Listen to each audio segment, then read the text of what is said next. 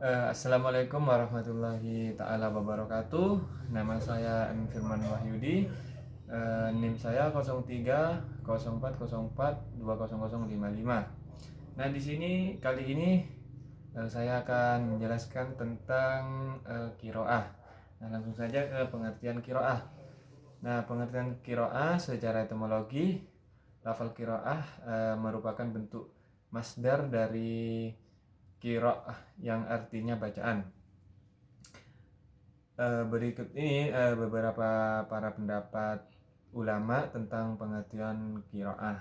Nah, pengertian qiraah menurut Al-Dimyati sebagaimana yang dikutip oleh Dr. Abdul Hadi Al-Fadli adalah suatu ilmu untuk mengetahui cara pengucapan lafal-lafal Al-Quran, baik yang disepakati maupun yang diiktilafkan oleh para ahli qira, seperti has membuang huruf, isbat menetapkan huruf, was menyambung huruf, ibdal menggantikan huruf atau lafal tertentu, dan lain-lain yang didapat melalui indera pendengaran. Nah, menurut Ibnu Al-Jazari, qiraah adalah pengetahuan tentang cara-cara melafalkan kalimat-kalimat Al-Quran dan perbedaannya dengan membangsakannya kepada penukilnya. Nah, definisi tadi bahwa qiraah adalah cara mengucapkan lafal Al-Quran sebagian dari ucapan Nabi atau para sahabat di hadapan Nabi, lalu beliau mentakrirkannya. Qiraah Al-Quran diperbolehkan berdasarkan periwayatannya Nabi Muhammad SAW, baik secara fi'liyah maupun takririyah. Qiraat Al-Quran tersebut ada kalanya memiliki satu versi qiraat dan ada kalanya memiliki beberapa versi. Dan yang kedua itu tujuan imam qiraah. Yang pertama itu tujuan. Yang kedua itu tujuh imam qiraah. Yang pertama itu Abu Am Ibnu Al-Ala, gurunya para perawi.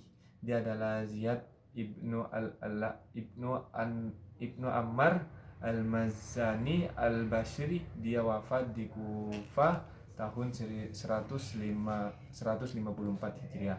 Yang kedua itu Ibnu Katsir. Ibnu Katsir ini adalah Abdullah Ibnu Katsir Al-Makki. Beliau wafat di Mekah pada tahun 120 Hijriah dan beliau juga seorang tabi'in. Yang ketiga itu Nafi Al-Madani. Dia adalah Ibnu Rawain Nafi Ibnu Abdirrahman Ibnu Abinu Al-Im Al-Laitsi, berasal dari Asfahan dan wafat di Madinah tahun 169 Hijriah. Dan yang keempat itu Ibnu Amir Asy-Syami. Dia adalah Abdullah Ibnu Amir Al-Yashubi, seorang hakim di Damaskus pada masa kekhalifahan Walid Ibnu Abdil Malik. Dia diberi nama kunyah Ibnu Imran dan dia juga sama seperti Ibnu Katsir, yaitu seorang tabi'in. Dan yang kelima itu Asim Al-Kufi. Asim Al-Kufi ini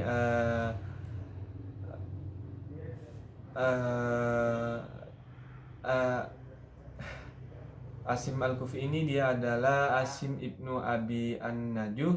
Ada yang menamainya Ibnu Bahdalah Abu Bakar, dan dia adalah salah seorang tabi'in, wafat di Kufah tahun 128 Hijriah. Yang keenam itu Hamzah Al-Kufi. Dia adalah Hamzah Ibnu Habib Ibnu Amaran Az-Zayyad Al-Fadrat At-Taimi, diberi nama kunyah Ibnu Imarah. Ia wafat di Bahlawan pada masa kekhalifahan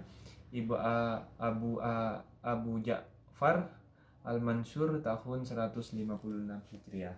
Dan yang terakhir itu Al-Kisai Al-Kufi. Ia adalah Ali Ibnu Hamzah, imam ahli nahu kalangan Kufah, diberi nama kunyah Al-Hasan dinamakan Al-Kisa karena dia ihram memakai kisa atau kain penutup Ka'bah. Dan penjelasan yang ketiga itu ada membaca qiraah.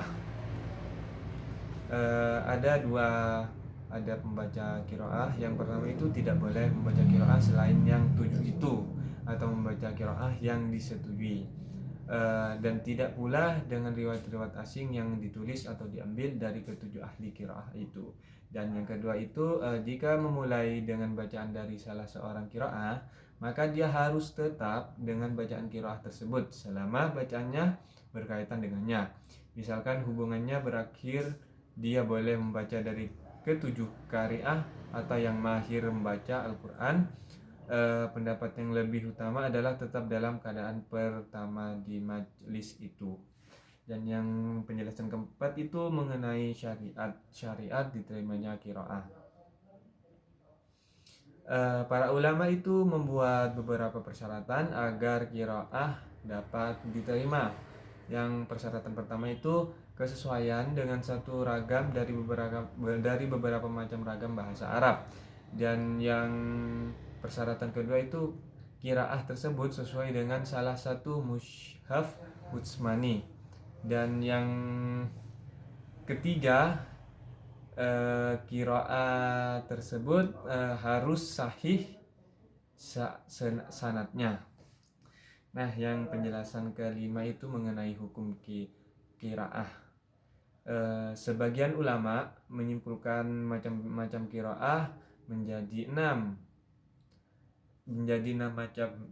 Yang pertama mutawasir, yang kedua mansyur, yang ketiga ahad, dan yang keempat syadz, yang kelima maudhu, dan keenam mudraj. Keempat macam terakhir ini tidak boleh diamalkan bacanya. Jumhur berpendapat bahwa qiraat yang 7 itu mutawatir, dan yang tidak mutawatir seperti mansur tidak boleh dibaca dalam maupun di luar salat. Nawawi dalam Syarh Al-Muhadzab berkata, qiraat yang syadz tidak boleh dibaca baik di dalam maupun di luar salat karena ia bukan Al-Quran. Al-Quran hanya ditetapkan dengan sanad yang mutawatir, sedang qiraat yang zat tidak mutawatir. Nah, yang keenam itu mengenai tujuan qiraah. Tujuan qiraah yang pertama itu menunjukkan betapa terpelihara dan terjaganya kitab Allah dari perubahan dan penyimpangan. Dan yang kedua, meringankan umat Islam dan memudahkan mereka untuk membaca Al-Quran. Dan yang ketiga itu untuk mempersatukan umat Islam di atas das bahasa yang satu. Dan yang keempat itu bukti kemukjizatan Al-Quran dari segi kepadatan makna, karena setiap qiraat menunjukkan sesuatu hukum syara tertentu tanpa perlu mengulangkan lafal. Yang kelima itu untuk menjelaskan suatu hukum dari beberapa hukum. Yang keenam itu untuk menjelaskan sebagian lafaz yang mubham atau syamar. Yang terakhir itu memperbesar pahala. Yang penjelasan ketujuh itu mengenai problematika qiraah. Terlepas dari diturunkannya Al-Quran dalam sab'ah ahruf, bahwa perbedaan qiraah Al-Quran ini dipengaruhi oleh aksara Arab itu sendiri. Awal mulanya huruf-huruf Arab sangat berbeda jauh dari huruf yang dikenal saat ini. Huruf-huruf Arab waktu itu masih belum mengenal harakat dan titik, sehingga hal tersebut memicu bergesernya posisi i'rab atau kedudukan kata yang mempengaruhi pergeseran makna. Maka tidak heran kalau sering terjadi lah atau kesalahan membaca. Perbedaan tersebut terletak pada tidak adanya tanda baca seperti titik pada huruf ba, ta, dan sa. Begitu pula sin dan shin, dan juga jim, ka, kho, dan lain sebagainya. Mungkin itu saja penjelasan dari saya mengenai qiraah. Apabila ada kata-kata salah atau penjelasan yang salah atau penjelasan yang kurang jelas, saya mohon maaf dan sebesar-besarnya. Wabillahi taufiq wal hidayah. Wassalamualaikum warahmatullahi taala wabarakatuh.